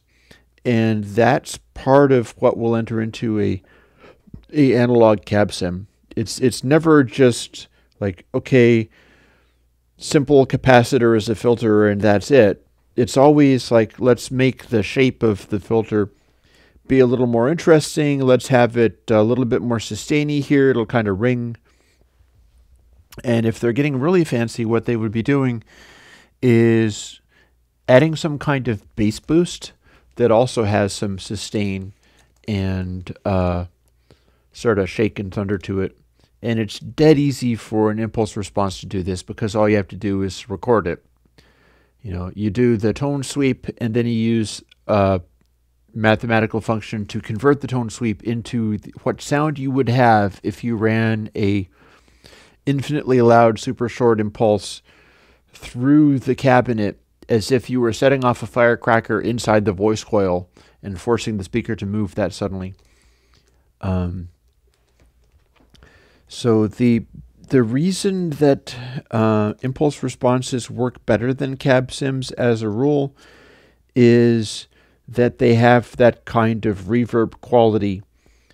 And the reason that rail cabinets, like I'm currently using in a isolation box for whatever guitar stuff I've got, the stuff that you've heard on recent plugin videos is a real guitar cab with a real microphone. And what causes that to be better than a pure impulse response is that it's not perfectly linear. It's not always going to be the same every single time. It'll have some distinction, some distinctness based on what else the cone is doing, and so the conditions around the thing will alter it and change it so that it's not repetitive in the way that an impulse response will be. Because if you take an impulse response and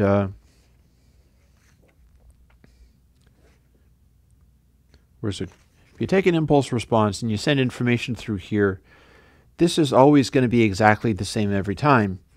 And there's this sort of dead quality about that. You get the reverberation, but it comes off a little fake because there's no variation to it. And still better than simply an EQ.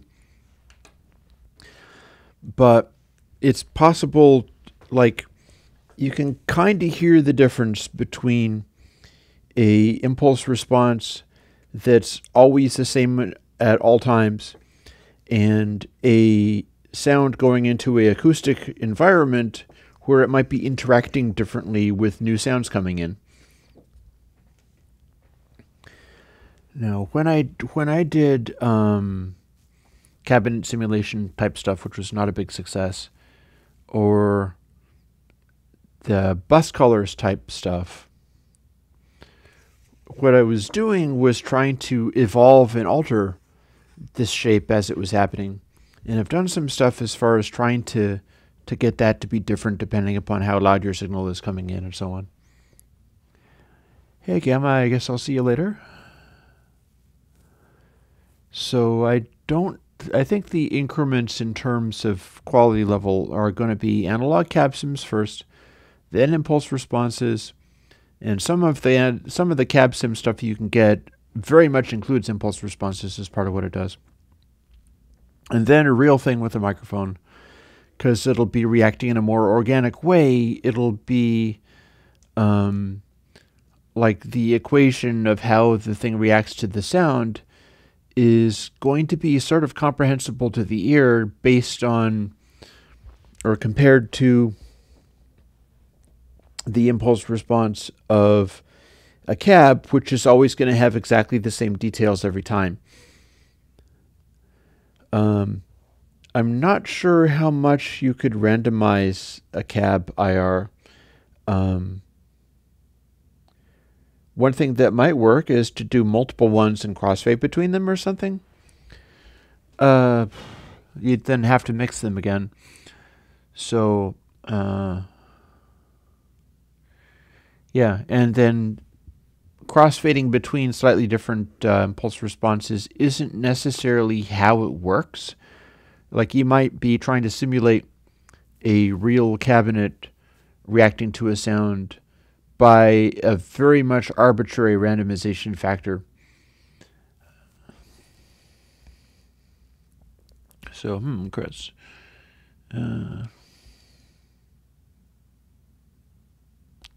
Yes, indeed. In fact, one company patented that. So, for a while back, and I don't remember what company it is, that's okay because we don't need to sit around ragging on them, but there was a company that patented what they called dynamic convolution. And so what ended up happening is other people just had to do different stuff or call it different things.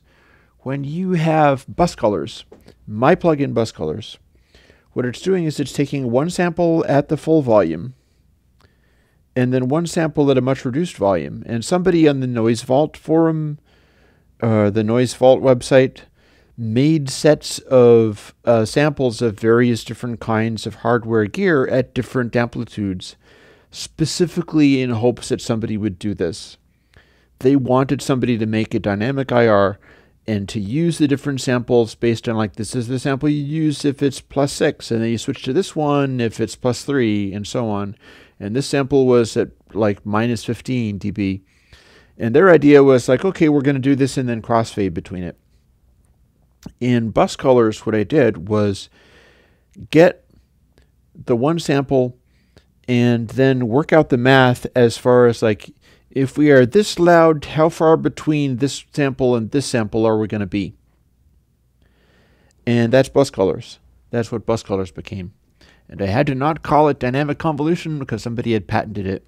And at the same time, you had Nebula, and Nebula is working on their Volterra kernels, which I don't really understand how that stuff works, but it's the same rough idea of being able to crossfade between multiple impulses at different levels and things. And it is a good working concept. It sounds good. But they weren't allowed to call it dynamic convolution either because somebody had the patent on that. I guess the moral of that story is that if there's something that's useful to do and somebody that's blocking people from doing it, people will end up doing it anyway.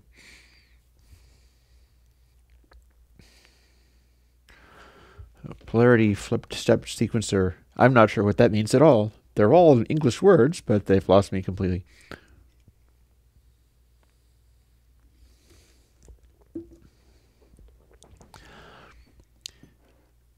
That's a good question. And it's such a good question that I should probably make a note of it, so I will. I'll make a note in a separate place. Here's the thing.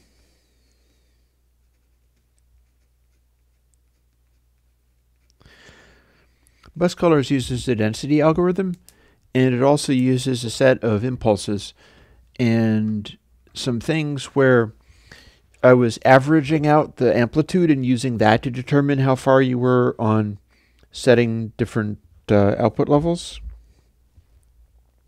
But the original character plugins that some people feel are very desirable were using a different way of calculating things.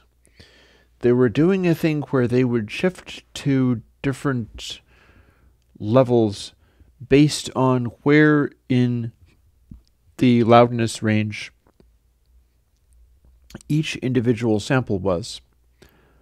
And I initially thought that's not enough of a difference between dynamic levels. In fact, I'm not sure it's doing anything.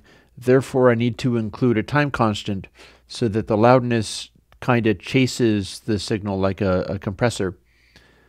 And that part kind of worked, but I'm no longer sure that I think I wrote off the character plugin model a little bit too early.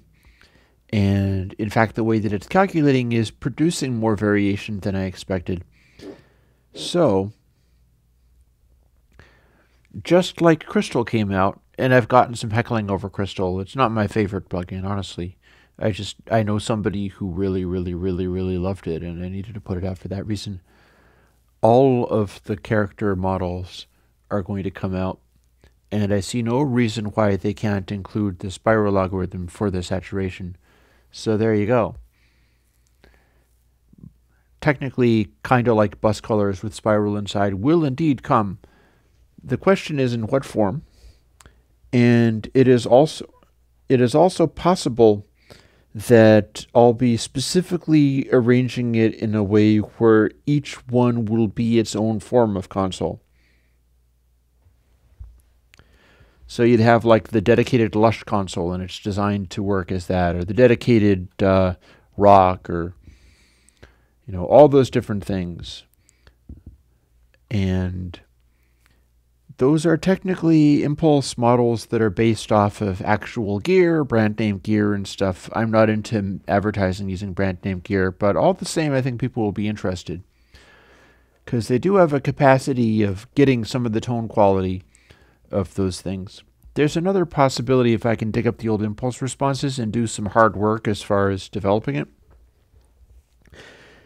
If I use the technique from iron oxide, I can make a longer impulse response than I would otherwise be able to do for less CPU, because iron oxide is basically doing like a IIR filter.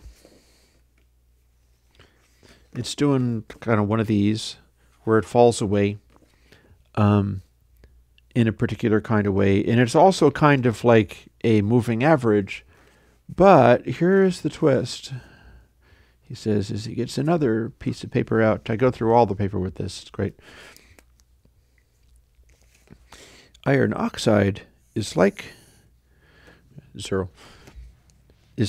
a finite impulse response filter or a moving average or something like that.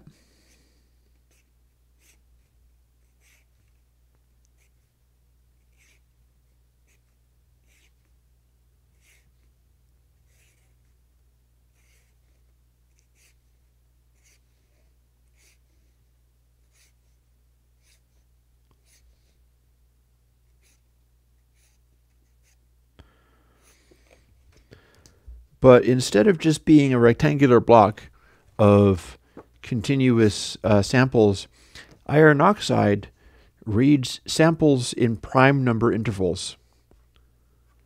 So it'll start from here, and they're a little more densely packed as they're just starting out. And then every time we go onwards, it's only looking at the sample delay that is a prime.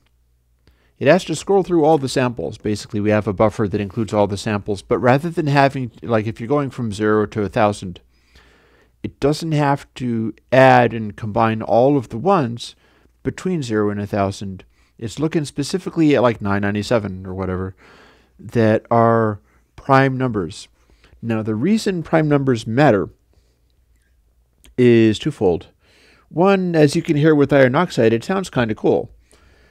Having delay taps arranged in that, even if it's just straight up a moving average arranged that way, means you get a colorful kind of darkening and quality to it that's interesting. It's the same as tape fat is. Tape fat is this with the prime numbers and the moving average, but without any delay involved. Actually, what did I even? I just said iron oxide. Yeah, I do need rest. I'll be able to crash in about 7 minutes or so. I'm winding things up. I said iron oxide, and there is an element of truth to that. But what this really got into was tape fat and tape delay, and they're very heavily modeled off of just using a smaller number of prime number taps on a delay line, and just including more and more of them. If I remember correctly, what I did with iron oxide was like this.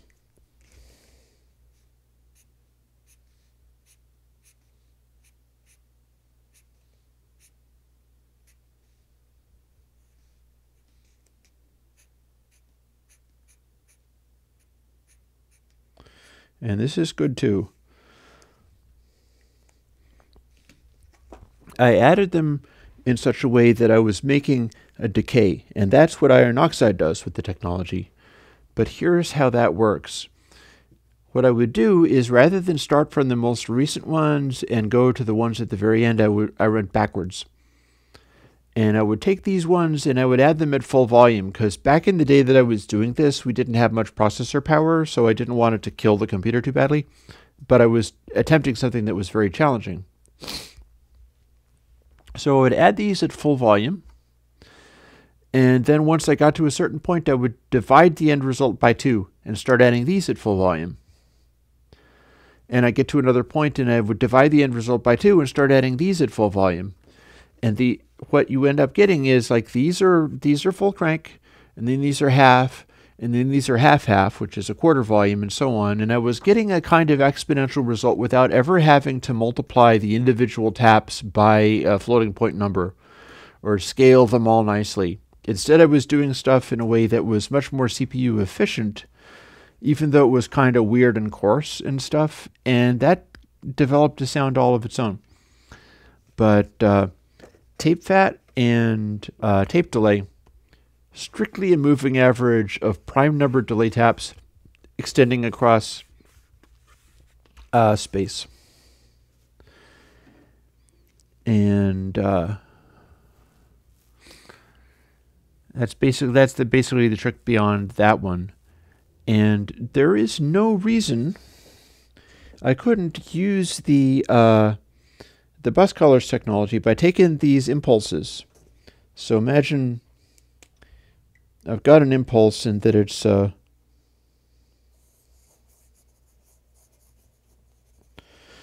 not really an impulse, but suppose it's that. What's drawn on top of these lines and so on, this waveform, suppose that's the impulse for a Neve compressor. And somebody ran that and worked out what the shape was going to be when you ran through a Neve compressor. What you do then is you take these that were originally just ones, and it was all a moving average.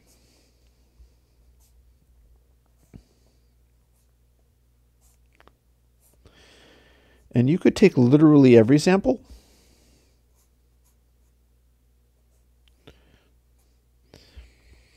and record it and then be like, this is the impulse, this is every sample. If you start from here and you go through to the end of the impulse, you'll get the sound of that. Or you could simply pick whatever is at the prime numbers points, and then you'll be able to sustain it much longer. You'll still have to do the multiplication by whatever this factor is, but you'd be able to go much longer into the long distance reaches, which is where you'll have bass effects happening, because you're just not doing nearly as many calculations. And there's also an interesting sort of grainy, fuzzy quality, because when you're not using literally every sample, you get that sort of tape fat / tape delay sound. And some people have absolutely hated it, and other people quite like it. It is a sort of aggressive sound because it doesn't have a buildup. It just immediately hits and then it sort of gets sparse. And if you hit it with bright little percussive noises, you'll get a decay. You'll get the bright noise and you'll have the echo going on like that. See you later, heavy metal mixer. I'm about out of here myself. I'm about 3 minutes out.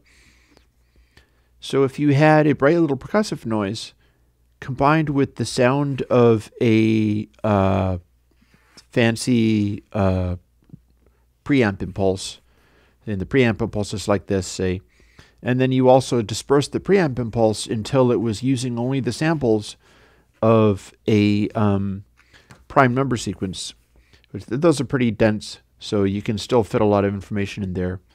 What you get is some of the tone quality and then some of the funny ambient quality of the prime sequence at a higher efficiency than if you were trying to take literally every sample and use those. So these are all things that I can start approximating. And before I go, because it's almost 1 and I do really need to go and sleep, let's talk to Jolie and try to answer that question. Combining Air Windows plugs to approximate the Manley. Here's what you would do.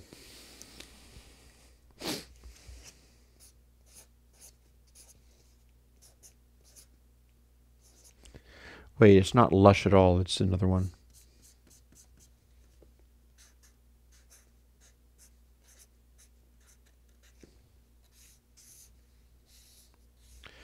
Your signal goes into bus colors set to Luxor.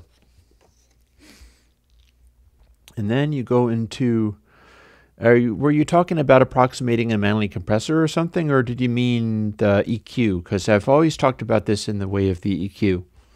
Let's assume that you were talking about the EQ, and there's some ability to use these other ones as well.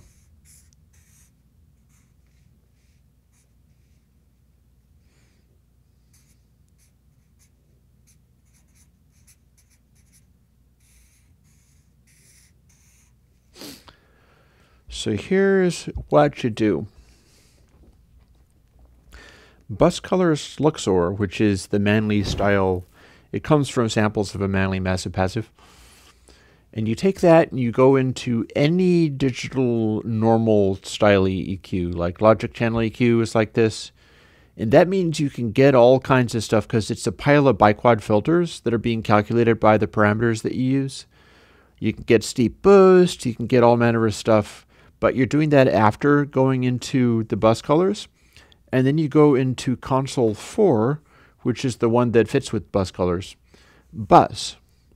And that expands what was distorted and compressed by bus colors. And it also expands the inside of the EQ. And EQ inside has these funny qualities where you're doing a whole series of biquad filters